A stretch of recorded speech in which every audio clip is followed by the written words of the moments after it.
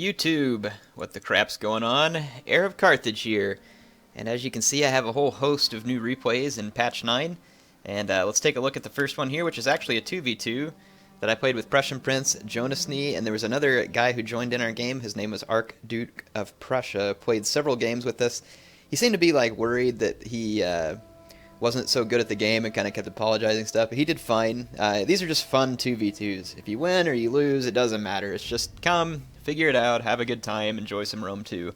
It's pretty much the point of it, and I am playing as Averni. Basically, I made a whole bunch, or played a whole bunch of battles today while I had time, and the whole idea was so that I could, actually I need to pause it real quick and check something on my recorder. Yeah, okay, good. Just making sure I was recording, because should have been recording with Lionheart earlier, and when I was, I thought I was recording, but I wasn't. So in any case, yeah, so patch 9, Rome 2. This was a map that I found, which I thought was going to be semi-balanced, but it wasn't, because I didn't change the attacker direction. So over here we've got, I believe this was Jonasny and Archduke on this side, and I'm pretty sure that they started at a pretty bad disadvantage here. Let me go over the kind of builds that Prussian Prince and I are using. So Prussian Prince has an Egyptian pikeman build. I'll explain that in a minute. I'm playing as Averni, and up front I have 4 spear warriors. In the back I have 4 naked warriors, and my general's an Oathsworn. And let's see, I've got several heavy horse, or 2 heavy horse, 2 noble horse. And as far as cav, Prussian Prince is light on cav. Got some Galatian swordsmen to hold the flank. He's got some Tarentine cav here to do a little bit of skirmishing. 1 Ptolemaic cav and an African war elephant for a general. So you might be thinking, what is Prussian Prince thinking using pikes? These things are crap, Air. You've been telling us how crap they are. It's because they're not crap anymore. So pikes apparently got some attention in one of the hot fixes that CA did on patch 9. And they are very dangerous from the front now. So pikes are not overpowered in and of themselves. But if you attack them from the front, it's fairly suicidal, unless you've done some work on softening them up first. But even still, I wouldn't recommend attacking them from the front. They don't kill your men instantly, they don't win a fight instantly, but depending on the situation, they can kill other units fairly quick. Now let me talk about what units would die to a pike unit head-on quickly. Lightly armored units would die to a pike unit head-on very quickly. Heavily armored units would last longer. So basically pikes appear, from what I've seen, to have more holding power from the front. So that's the main difference I've seen with pikes. And here, Prussian Prince is catching some of Jonasny's cav and trying to pin them in with pikes, but Jonasny is going to come reinforce with these Evocati cohort that he's got. Evocati cohort is really a very good unit for Rome. You're going to see them be the base building block for most Roman armies in patch 9, I think. I have seen Rome bringing lots less elephants recently, too. Anyway, I'm just kind of holding my flank against Macedon at the moment. Prussian Prince is kind of trying to force Jonasny into an engagement. Now, these Evocati cohort cost 840 talents, and Prussian Prince's Egyptian pikemen cost 300 talents. That's why he's able to field so many of them, and still have enough money left for this horde of mercenary Rhodian slingers back here. There's at least 4 of them, and 4 mercenary Rhodians is a problem for just about anybody. So Prussian Prince is losing the fight over here. He's got some Galatian swordsmen that are now singled out against all these cav, and there's a couple of Evocati cohort from Jonasny, but he's still got the bulk of his army, and he's still got these pikes, so he's just going to skirmish and fall back. Jonasny has some of his own skirmishers. Only 3 he'd lose if he came to a head-on engagement. And basically what Prussian Prince is trying to do is force a head-on engagement. And here Jonasny's legatus trying to get into these Tarentine cav, I think. Taking some losses there, it appears. Now on my side, the Macedonian pushed me with his pikes, and let's see, the Macedonian army, let's take a look real quick. So he's got thorax pikes, 3 of those, regular pike, a foot companion, and 2 thorax swordsmen, and then back here he's got 4 companion cav, or no, 1 Thessalian cav, and 3 companion cav. So in the cav department, in a head-on fight, my opponent would beat me. So what I've done here is I've taken my army and I've split into a semicircle. You all can see that here. So I'm drawing Macedon in, hoping to create advantageous engagements, because head-on I would lose. So that's pretty much the idea of what I'm doing here. And you can see Prussian Prince has forced Jonasny into a head-on engagement, and then I'm assisting Prussian Prince here with one of my naked warriors into that Evocati cohort. Evocati are quite good, though. Now I've brought some skirmishers. It's basically just javelin men, and he's got some Cretan archers. I'm just trying to weaken up some of his units with my javelin men.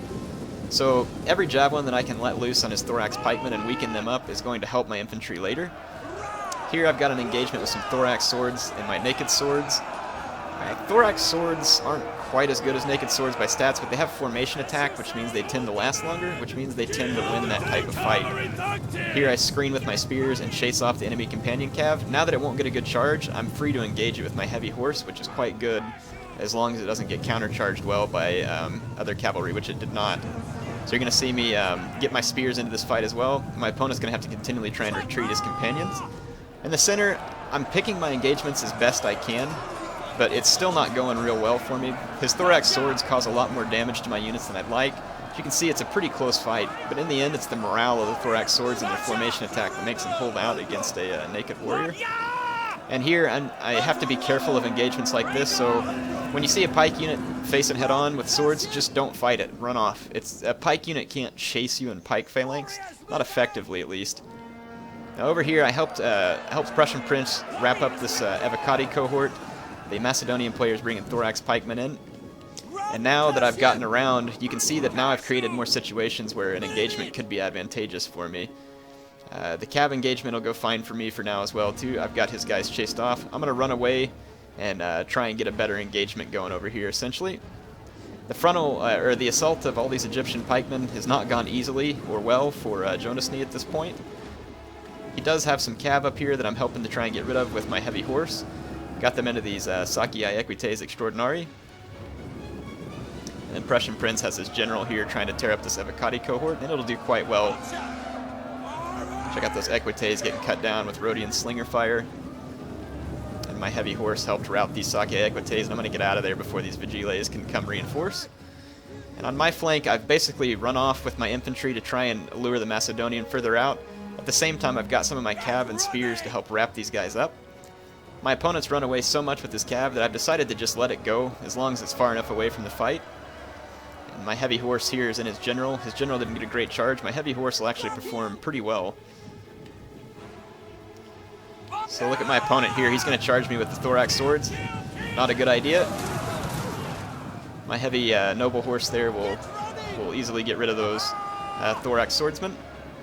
Plus I can always engage with my infantry to support. But yeah, my noble horse should do very well against those medium swords. Yeah, decided to leave this fight alone, bring these spears back in. It's turned into a battle where I had to run away in order to try and force an advantageous engagement, and here I get close to having it. I get these spears into the flank of this fight. Over here, I managed to get into his pikemen while they weren't ready, and start getting a lot of kills on this pike unit.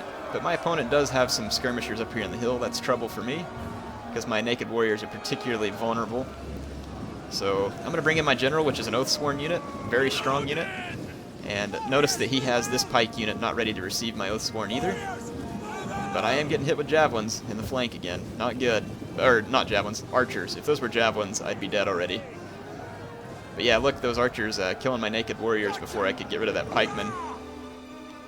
Fortunately for me, though, its morale starts to falter. Got a hold of some of his peltist here. My Oathsworn got into the back of this pike unit, and now it can't reform into phalanx. He does have a pike unit moving in behind me, though, but I've got a unit of naked warriors now going to push that flank. Let's see, I've got some other units. I have these spears sitting here in case his companion cav tries to rejoin the fight, but I've pretty much chased them off. Check out my spears getting into the back of this pike unit. And then here comes my noble horse after finishing off those thorax swords. I'm going to join Prussian Prince's Tarentine cav in destroying these Cretan archers. Cretan archers are still fairly effective stats-wise, but their cost is prohibitive.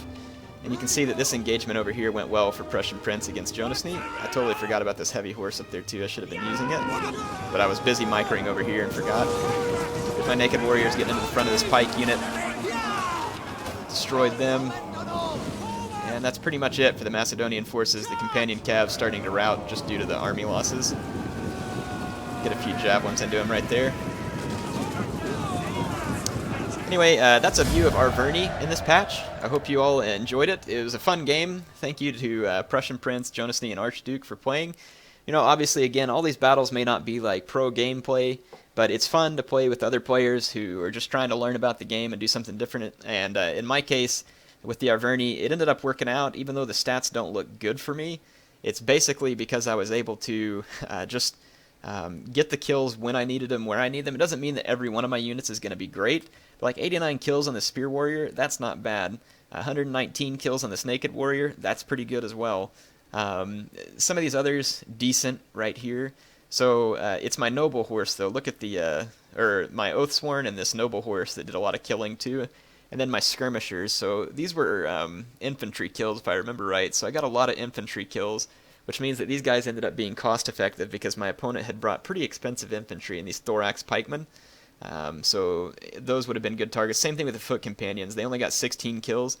So it's kind of like in this game, it's not just about getting kills, it's about how much those kills were cost effective. So my opponent paid like 1,300 talents for these Foot Companions and only got 16 kills, so not cost effective.